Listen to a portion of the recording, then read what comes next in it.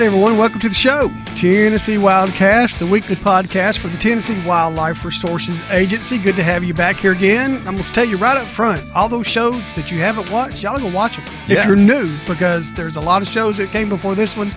You'll learn a lot about what's going on in your state with the Wildlife Resources Agency and with a lot of good sportsmen who work here and other places. Right. Jason Harmon. You can watch and listen out there on TNWildcast.com, and that'll get you to every show, and you can stay connected. Watch him do some of his extra stuff out on our Facebook. Yeah, a little shorter version. Speaking of that, before we get into some of our current events, you've had Cape Taylor on recently talking about baiting on an extra. Really good piece that straightened out some stuff. Yep. That's on Facebook, and also banner. You'll see it going across the top. You talked with Richard Kirk about what's going on with the turkey study in Middle Tennessee, and that's on that. We put that on the banner, right? Yep. Went up on the banner, and then Barry Cross put out this cool video about the new vendor service in Tennessee for our licensed agents and for you, the sportsman, that will really explain it well. Right. And why you're getting a piece of paper now that looks like that right there when you go buy a license, right? Yep. And we're going to have to repeat all that on March 1st when most people go out and start buying their license again. But new vendor system, we've been talking about now for a few weeks. Licensed agents are distributing these papers like this. Everything's made to just make it easier for you to get a license now, whether you shop for them yourself or go to a licensed agent. Right. Stick that thing in your pocket, get it on your mobile device, your iPhone or your Android or whatever you like, and just say, Mr. Officer, here's my license. And you're covered. Or have pieces of paper like Jason always says. Stick one in your wallet. Yeah. Stick one in your pocket. Stick one in your glove compartment. And print off as many of those as you want to and have them wherever you need them. Tackle box, whatnot. Yeah, and one thing we had at, when you buy a license like this and you decide, hey, I just bought the fishing license or the Type 01 license, I think now I want to go buy a WMA permit and because I'm going to go hunting squirrel on whatever WMA. You could just throw that one away, go purchase it either online or at a licensed agent, and then they just add the next line below the line above it. So it just keeps building up and easy for you to see. Yeah, just like on the screen there, it shows a big game and a resident combo on the same license. And you can buy those separate, and if you buy them, one after each other, they'll line up on that sheet for you. They will. And of course, all that advertising on the side, you can cut your license right out of there. You don't have to look at that advertising, but we want you to, right? Yeah. Might be some good information in there. And a cool thing coming up soon. We've hinted at it before, and we're going to have a hard copy. I mean, a hard license. This coming out. It's a collector's license, we're calling it, illustrated by a guy named Ralph McDonald, who's one of the best wildlife artists in the country. And we're going to be making a big deal out of that, but you're going to like it. It's $5 extra if you want to carry it around. But it's going to be a cool license to have with some wonderful art. It's going to have a deer on this one and a fish on the one in the spring. More of that coming later. But yeah, that'll fit right in your wallet, just next to your credit card, and have it with you all the time. Have you been out muzzleloader hunting? Yes. I'm going to say yes. Okay, you're going to say yes. All right. But we are in muzzleloading season now, and hope you're having a good season. The weather's working for you. It's a full 2-week season, so you got another week or so to go. Look at your guide, okay, because I don't have it sitting right in front of me. But after that's done, what begins? Gun season. Conventional gun. So it's gun time now for you, and it's an exciting time, and hopefully the weather will work out, and we'll have a big harvest this year across Tennessee. Plenty of deer out there, and want to remind all you folks that are coming into muzzleloader, and some of you will hunt for the first time with your gun this year, that we have a new law as pertaining to our deer, our bucks, and what makes an antlered deer now. That's what they want it to be called, an antlered deer. And if that antler breaks the skin on a deer, if it gets above that hairline, it's considered an antler or a buck, and you can only get 2 of those this year. So keep that in mind. There's a lot written about it in our hunting guide or on our website. Lots of information been out there. So be careful with if you like to hunt bucks, then you're going to have to be careful. Okay? Be careful. All right. Yep. All right. So, and get those youngsters out there still. Even though they've had their hunt, they still want to keep hunting, right? We're going this week. All of us are going. Todd's going, and Todd might be going, but Jason's going, Lee's going. We're all going over to Kentucky, up to Kentucky. Going to get some video of carp. Yeah, and catching some carp, hopefully. Yeah, catching a bunch of carp and trying to figure out how to get rid of these things, and we'll bring you some video on that. The Asian carp. They're interested. Asian carp, for sure. These are silver carp you're looking at, but we have big head and silver are the ones that are most thought of, and trying to figure out ways to stop their spread across Tennessee and Kentucky, and maybe get some commercial fishermen to work with us, and we'll be bringing some information on that. And also want to remind you, the Corps of Engineers sent us a press release, and I appreciate them for doing that. U.S. Corps of Engineers here in Nashville sent a press release letting sportsmen know that if you fish below dams, that they have now put lights above the gates. There's two things there. There's generators and there's gates. The generators are dangerous enough. You need to be careful around them. But if you go to the gates and they open them, that's when that water spills. And that's when you really need to move away from there, move downstream. And they've got lights on there now. These lights will go off along with other stuff, letting you know that the gates are opening and to move away. And if the gates are way, way open, I think all of you got enough common sense to know when there's too much water spilling, just don't go at all. And sometimes that happens in flood situations. Make sure you got the life jacket on. Always. And it's the law below a dam, whether it's a TVA dam or a Corps of Engineers dam. And these are core dams we're talking about. Right, a lot of them here in the mid-state, up in Kentucky. That's where the Cumberland River flows a lot. Yep. Anyway, flows outside Middle Tennessee a little bit. All right, what else? Anything before we go? I think we should bring in our guest now. Let's do. He's a new person for us. I got to meet him just a minute ago, and it's Brandon Simcox. And Brandon is a young biologist for us. He's working as our statewide river and streams coordinator. Right. And boy, that sounds like fun, Brandon. It's a blast. Yeah, that sounds like a dream job. There's a lot of people out there jealous right now over what you get to do. So let's learn a little bit about you. We're going to talk about the winter trout stocking program, which you're heading up. But you also like to fish in the small waters, and we will talk about that some too. But let's talk about Brandon a little bit. Where'd you grow up, and where'd you go to school? So I'm a Memphis native. From West Tennessee, went to school at University of Tennessee in Knoxville, got my bachelor's degree in wildlife and fisheries management from there, and then I went on and got my master's degree from Auburn University. Very good. In fishery science. I've after that bounced around for a while doing different fisheries tech jobs out in Utah and Oregon and Washington, and came back here for a little while, worked for the Smoky Mountain National Park for a little bit, and then took a job down in Florida, and I was a fisheries biologist down there for about Tampa, 4 years. Yep, down in Tampa. Okay. Yep, for the Southwest region. So you've seen all kinds of fish. Wow. Oh, yeah. Yeah, I've worked trout, snook, redfish, bass, crappie, you name it. What'd you do out in Utah?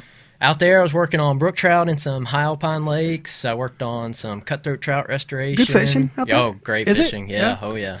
Yeah, the Utah doesn't come to my mind. I'm sure avid trout fishermen know Utah is a fantastic trout fishery. It's great. Yep. Little town I was living in had a couple of blue ribbon streams running right through it. It was really good. Did you stay in those a lot? Oh yeah. Working and not working, yep.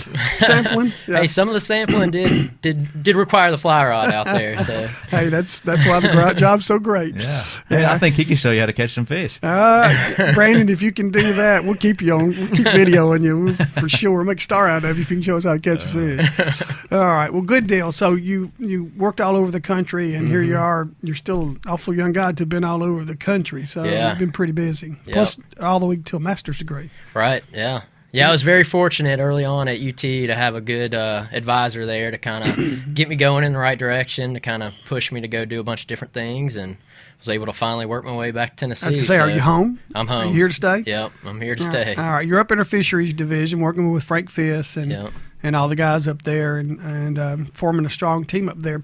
You're getting ready to do something that the sportsmen like in our state that was started about a decade ago, give or take, and that's stock trout, winter trout in our state. And what's the difference, before we talk about where and all that stuff, what's the difference in a winter trout program and the spring trout program? Okay, so the winter trout program starts here actually at the end of the month. It's going to get cranked up. Usually runs from late November through about February, and then the spring program starts in March and runs through about June, July, with some of those streams kind of continuing on into as late as September.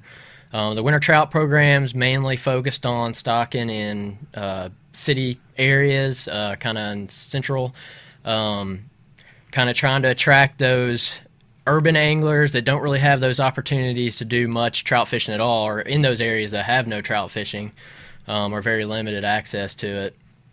And so, that's kind of the whole goal of it, is to attract those new anglers out of urban areas, give them an extra opportunity to catch trout across the state. Okay. All right. So this happens in the winter. And I don't want to confuse folks. We also, if you look in our guide, in our fishing guide, you'll see where there's a lot of streams that are stocked April, May, June.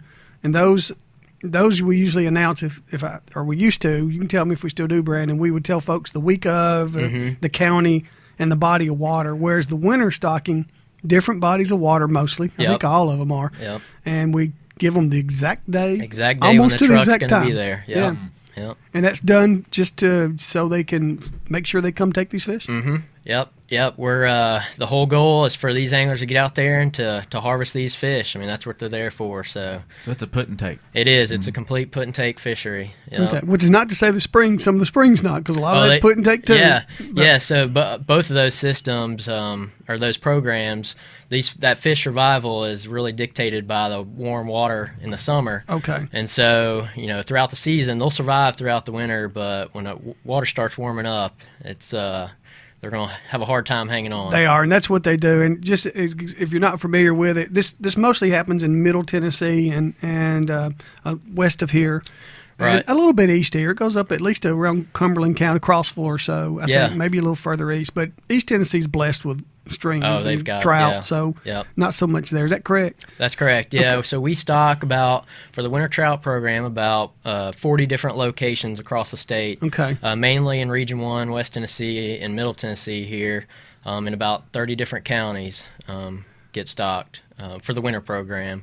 And then the spring program is more kind of expands those opportunities up here in East Tennessee and up on the plateau, with some stocking that does take place in West and Central Tennessee here. Okay, all right. And an idea of it here in Middle Tennessee, like it's a tailwater below Percy Priest Dam, really warm water in the summer, but very cold in the winter. Right. Or I know on the Cumberland Plateau near Crossville, we stock a little lake over there. Used to. Way too warm in the summertime. It's just an example. Right. So it could be anywhere from a small stream to at least a river-sized body of water to a pond. Is that correct? Or a small lake even? Yeah, most of our stocking, a lot of our stocking for the winter program is actually done in ponds. Okay. There at city parks. That's where a lot of them take place. Oh, I did just get outside and even in the wintertime. Exactly, yeah. And go fish. Okay. Are there limits on these fish? Are there size limits or are there creel limits on the winter trout stocking program? So on the winter trout, it follows a statewide trout regulation. That's a 7-fish bag limit. With no size limit on those fish. All those fish are stocked at about 10 inches, and they're not really going to put on much growth throughout the winter. And so they're there, ready for the grill. All right. Eat them right there. Take them well. Almost right there. If you like sushi, I guess you could eat them right there, but you might want to cook them. All right. So that's great. Hatcheries that bring them to us, who creates them or who produces them in Tennessee? Okay, so we have 4 state hatcheries. That's Buffalo Springs, Irwin State, Tellico, and Flintville. And then we work with Irwin National Fish Hatchery. That's up around Elizabethton, and Dale Hollow National Fish Hatchery. So Irwin National provides eggs to Buffalo Springs. Buffalo Springs will hatch them out and then grow them up to various sizes. Then they'll take fish and run them over to Irwin State Hatchery, where we'll grow them out to a stockable size. And then Irwin State kind of stocks a lot of those streams kind of up around East Tennessee. Dale Hollow National Fish Hatchery provides trout to like Tellico, and then we'll grow those fish up to kind of a little bit more advanced size. For stocking. Flintville's kind of off on their own. They actually get eggs from Trout Hatchery out west in Washington, and so they grow them up from egg to harvestable size, mainly for our winter trout program and for some of the spring stocking. Okay, I don't know what you've shown up there, Jason. Excuse me, but one of the shots is of a hatchery, and this is if you can pull that one up, it's what a typical trout hatchery looks like. It's a raceway. It's not a big pond. It's It's long water like this, and there's a reason for that, right? Yeah, so that's the whole flow-through system right there. We do have actually in Flintville, we had just added a circular tank inside the building. Inside, okay. And so we're actually growing trout in there, kind of testing that all out to see how those fish are doing. And those fish were hatched in February, and we have them already up to about 9 inches, so they're going to be ready to go. That's awesome. Yeah. Usually within the raceways, those fish are about 18 months before they're actually stocked out. Is it looking at that raceway? Do you segregate the fish in sizes a lot of times? Yeah, so guys do that? They will. Yep. So they'll kind of parse those fish out into different size classes, and so that they can kind of promote the feed a little bit more to get those fish growing a little bit. I guess kind of feed grade them size out. is different. Yep, and grade them out, and then get them out for stocking. My understanding for you then, this is Flintville. This is down in Lincoln County, but they start in a building usually where they're either at eggs or just hatched out. Right. And then whatever size they get to inside, eventually they move out into that raceway and move down that raceway until the big trucks come to get them. Pick them up. and they either stay free for a little while or they become dinner. And so, are we putting in the winter trout project program? We putting any brown or brooks out anywhere? No, with the winter trout program, that's entirely rainbow. Okay. Yep. What about the spring program? The spring, they'll get some brown trout in some of our spring program, but it's mainly rainbows. Okay, also. we're mainly a rainbow state. Yep. And Brandon, I know you haven't been here in your position long, but there's the history on trout, as I understand it, is that they weren't native here except for the brook trout way right. east up, Yep. but the rainbow and even the brown we have weren't native. They were more of like a mitigation fish. Is that correct? Right. So through some land use practices up in East Tennessee, a lot of our native brook trout populations kind of got reduced. And so they came back in and brought rainbow trout in to kind of backfill and start stocking in there. And so they've kind of have taken hold in a lot of East Tennessee streams. So there's wild rainbows and wild browns that actually naturally reproduce here now, along with the brook trout. But then we also, like I said, we stock brook trout in our tailwaters. Mm-hmm. We stock brown trout and rainbow trout. And I really think of the tailwaters, too, as when you think of mitigating waters or waters that we're putting fish in because they're colder than they were 100 years ago before the dams were built. Right, when those fisheries were traditionally a smallmouth fishery, with cold flows coming out below the dams, now we kind of mitigate that with the cold water fishery with the trout. Okay, all right. Now, and if you got something, pop in there. Oh, I'm good. I'm learning a lot here. Okay, all right. And if you want to learn, if this thing's going to start in November, the trout stocking will start in late November. Mm-hmm. I've been to many of the first days below here in Nashville, below Percy Priest Dam. It seems like that's in Middle Tennessee, the traditional starting. Yep. But if you want to find out where they are, where the schedule is, when the fish are going in, what do you need to do? So you can go onto the website, tnwildlife.org, and under the Anglers section, there's a Rivers and Streams tab.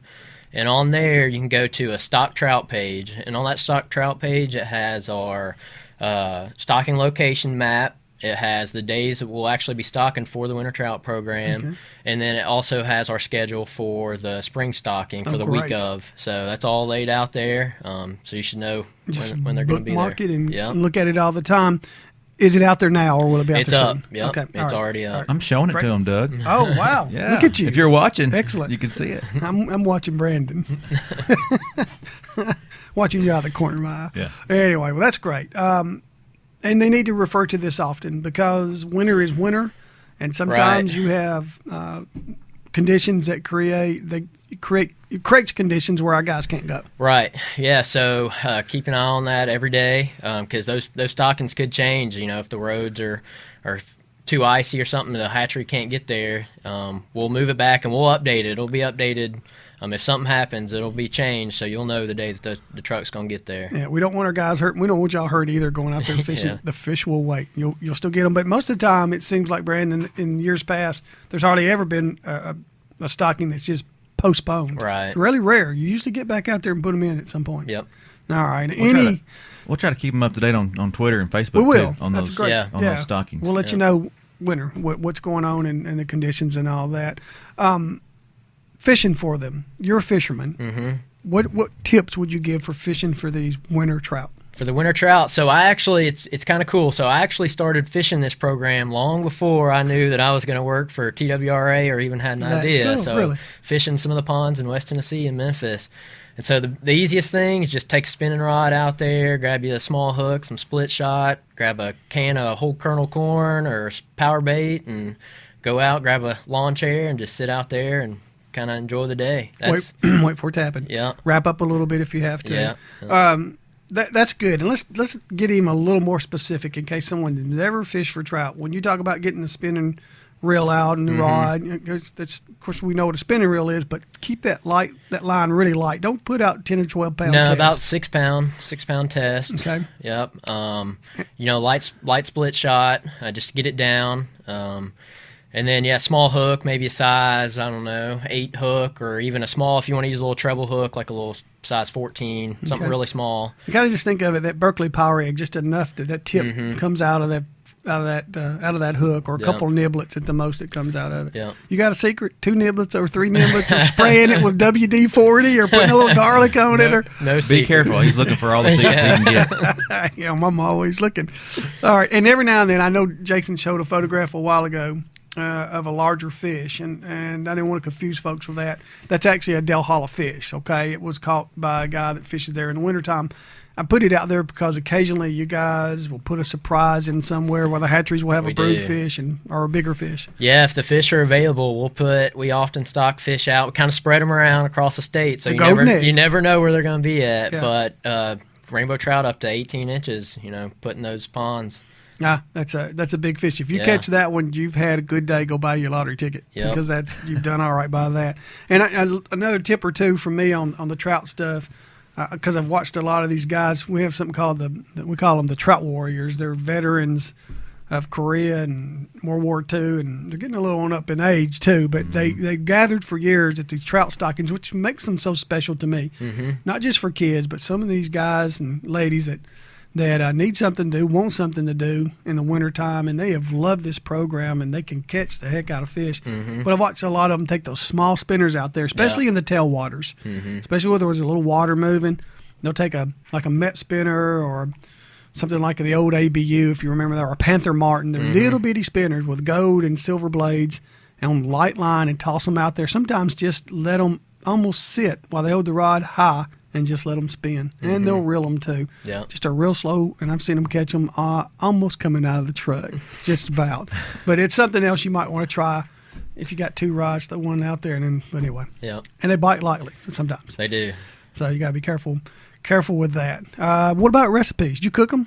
I do. I take it pretty simple. I just take olive oil, just cover them that, and season them, throw them on a grill, wrap them in foil, cook them for about 5 minutes on each side, and not filleting. You're doing whole fish. Whole fish. Cut the head off, gut them, and whole fish. Yeah. You got any cooking suggestions? I like deep fried myself. Well, they'd be good like that too. But there's healthy, right? Yeah. I guess. I like fried too. That's the way I would do it, and it would be good. I've done it on a grill too, and they're awful good like that. And you don't have to go buy them in the store when we're putting them out all over the place. Any idea numbers of trout we release in Tennessee in a year? Yeah, so in a year we stock about 1.9 million trout across the state. Golly. Yeah, within the winter program, I think we stock about 95,000 go out. So the majority of the fish are into the tailwaters. A little over 1.5 million, around 1.5 million, just go into the tailwaters. Fishing, and this is too, Brandon. I've fished for them downriver, way downriver where they go in, so they travel. We've caught them trolling down on the Stones River, 3 miles below Percy Priest Dam, and a few years ago fishing with my friend Vernon below Cheatham Dam here in Middle Tennessee. Wow. Cheatham Dam. I don't know what the closest body. He caught about a 12-inch rainbow trout. Wow! So that thing had come. It was a winter fish. He'd come out of one of the streams downriver. They can get over. They can come through the locks too. But these things are wayfarers. They will spread out. They will, yeah. I've had some calls when I first got here of people catching them 10 miles upstream on the Harpeth River from our near stocking location. So they'll get out and they'll move around. So don't be too surprised if you pull up a trout sometime. And every now and then it seems to me, listening to fishermen, that they'll catch 1 or 2 or 3 in the summer because maybe they've found them a spring somewhere or something cold. Yeah, I mean, I don't think it won't hold over still throughout the summer. There's not any water that stays cold enough, but they'll find some areas that they can hold on for as long as they can. Yeah, so take them home. That's the thing. Take them home. You might as well take them home and eat them, and not try to grow them up to be trophies. Mm-hmm. All right. Anything else on the trout program? Because I want to talk just fishing with you for a minute too. He's wanting to steal some of your tips. That's what you want to do. Are you taking notes for me? Yeah. Todd, you taking notes for me?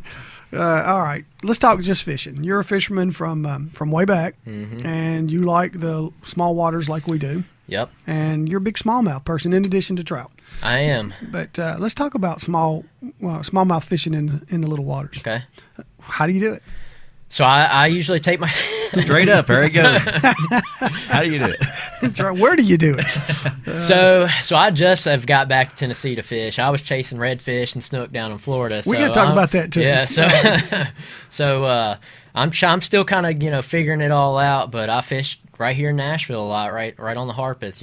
15 minutes down the road. That's a good point. That's a great river, and a lot of people think because a river runs through congested areas that they're not good, and that's just not a fact. No, and there's some big smallmouth in there, some 20-inch plus, smallmouth right here in Nashville. Yeah, that's a big fish. Yeah. That's a big fish in a lake. You get Yeah. that out of a small body of water, they're so strong. Yeah. Well, when you fish for them, are you canoeing, are you kayaking, are you wading, or all the above? Kind of all of the above. A lot of times I'll take the kayak out if I'm going out by myself, and I'll paddle upstream, as fish as far as I can for the day, and then get to a certain point, and then just turn around and drift fish it all the way back.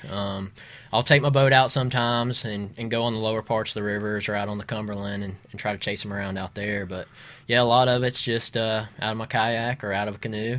Okay. And what kind of gear when you're fishing for smallmouth in these small bodies of water? I use a lot of light tackle. I usually will take the cast net out and try to cast net up some stone rollers or something like that. Or I'll use just small soft plastics, top waters, pop R's, the whopper plopper. Go, stop. Let's discuss, what is a whopper plopper? I love it. It's a pretty unique stick bait. Yeah. It's got a big prop on the back, and you can kind of just work it across the top. Yep. It's They come it's up and hit making that a lot thing. of noise. Yep, and they'll destroy it. Is it better than a is buzz bait? Fun. I'd say so, because you can actually stop it and it'll sit there, and then you can keep Instead it of- going again instead of sinking. So yeah. Okay. Are you still light lining when you're fishing for smallmouth? Yeah, for the most part. I think on my rod right now, I've probably got about 6-pound test on that. That seems and, about right. Yeah. And but they will break you off if you're not Oh careful. yeah, a lot of time, Yeah. lot more often than not, for Yeah. sure. When they get that size, they're just an Yeah. incredible fish. That's why they're on our license plate, and it's called the King of Fish. Yeah. Because if you ever caught one out of a small body of water, you know what they're talking about. Yeah. They're special.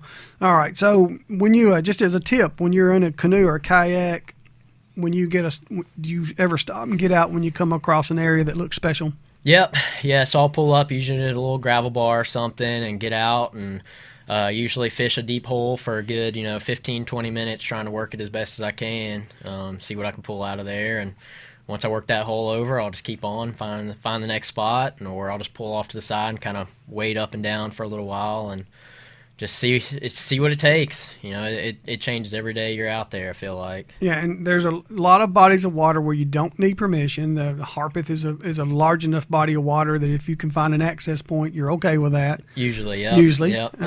Always check, though. But if you're going to a lot of the smaller bodies of water, and Tennessee is full of smallmouth streams, you need to knock on doors and ask for permission. Mm-hmm. And always, if you take anything in with you, like you're going to drink a Coke or whatever, bring the bottle back out with you, okay? Right. That really hurts us when the ones don't do that. But just be responsible with the landowner and after you knock on the door.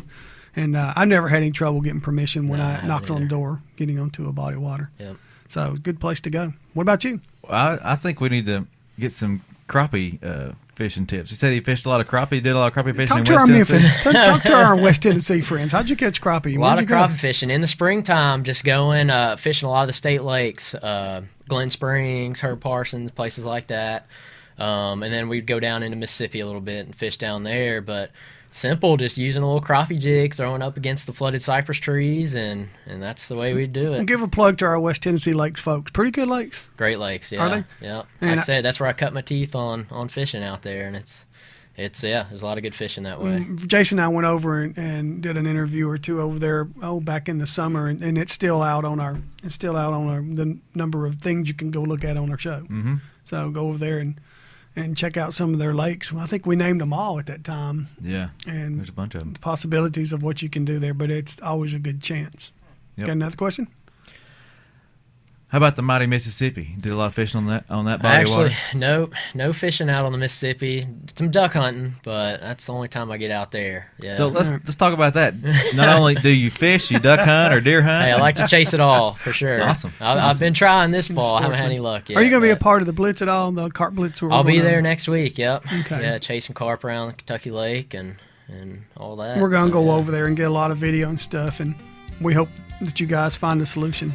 Yeah, Yeah. it'll be great. It's going to be good. It'll be a good partnership with Kentucky and try to really find out a lot about these fish and distribution, kind of a relative abundance of these fish, and it'll be good. It'll be a learning experience for sure. All right, Brandon, running out of time, but just want to tell you did a great job. And we hope to get you back on here Yeah, for talking sure. about other stuff. And Yeah. appreciate you coming down here and wish you the best of luck with Tennessee. Thanks. And I'll give you a call about those redfish and snook. I'm really striking out on those things. All right. Hey, if you want to watch this show or listen to this show, just go to tnwildcast.com or tnwildlife.org. we're out there all day, every day, and watch us on Facebook and Twitter. We're putting out new reports and different information all the time. Yeah, watch his extras. They're really good. Tell you a lot of information. And Yep. we will see you next week. Remember, you can watch all our shows anytime. Thank y'all.